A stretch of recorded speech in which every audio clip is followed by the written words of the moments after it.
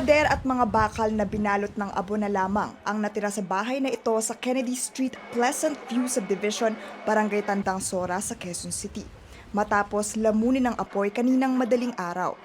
Ayon sa mga bumbero, umabot lamang sa first alarm ang sunog. Pero inabot ng halos 3 oras ang pagliliyab nito. Alas 8 na ng umaga nang maapula ang apoy. Ang masaklap sa 18 nakatira sa bahay, 15 ang nasawi sa sunog. Kasama sa mga nasawi ang may-ari ng bahay na siya ring may-ari ng negosyo at mga trabahador nito. Kwento ng fire brigade ng Barangay Tandang Sora, bandang alas 4 ng madaling araw, may mga nakakita na sa sunog ayon sa ilang kapitbahay.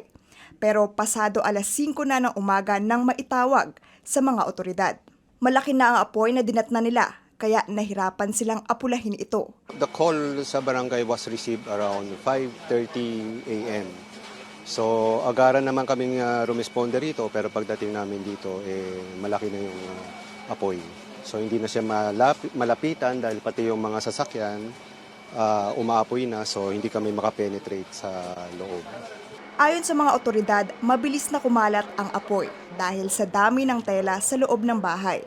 Hindi lang kasi itong simpleng tirahan, nagsisilbi ring factory ng mga damit, bag at sapatos. Bagay na wala raw pahintulot mula sa barangay.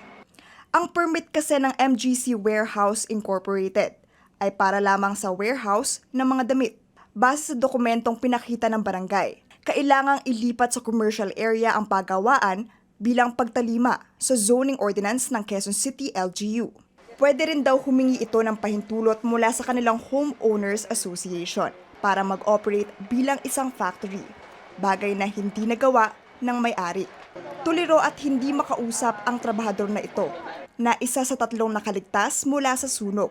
Ang empleyadong si Elsa Gab naman, papasok na raw sa trabaho nang malamang wala na ang kanyang mga kaibigan at amo. Siyempre po nasaktan ako. Wala na yung mga kasama ko. Wala na rin yung amo ko. Ang bait pa naman po ng amo ko.